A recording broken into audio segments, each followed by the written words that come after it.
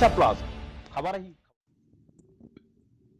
गोनेबिली प्राथमिक कृषि समवाय समिति ठारे आज आरंभ है धान मंडी। ढेंकानाल जिला कामाख्यानगर ब्लॉक गोनेबिली प्राथमिक कृषि समवाय समिति ठारे आरंभ है धान मंडी।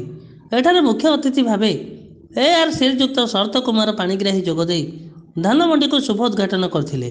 अन्यमानक मध्यरे DRCS, SARS, DMA, RMC गोनेबिली समवाय समितिर सभापति चित्तरंजन होता, संपादक प्रद्युम्न कुमार विश्वाल, आशीष बुढ़ा बेहेरा और भैरपुर पंचायतर सरपंच प्रतिनिधि रंजन दास उपस्थित थिले। ढेंकानाल बलराम साहू का रिपोर्ट, ओडिशा प्लस।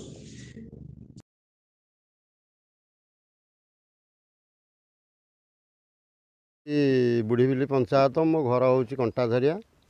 मु गोनेबिली सोसाइटीर जड़े सभ्य चाषी भी चाषी जड़े। आज उद्घाटन उत्सव मोर भी ये मंडी रे धान जाऊँगी। आउ भी अन्य 10 जन खंडे चाषी आज मंडी रे धान नेबे। हाँ, मु भैरपुर सरपंच प्रतिनिधि। भैरपुर सरपंच देह सुस्थ थी आसी आज मंडी चाषी मैंने उत्साह सहित पहुँचती। प्रथम मंडी आज 10 जन चाषी अच्छा धान देवाई सुरखुरे चली मंडी कार्य चली सब खुशी अच्छा। हाँ, मु नीलह बेहेरा घर चितागटा बुढ़ीबिली पंचायतर लोक।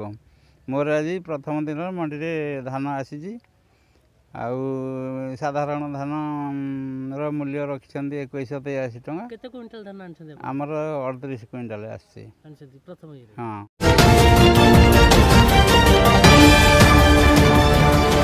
ओडिशा प्लस खबर ही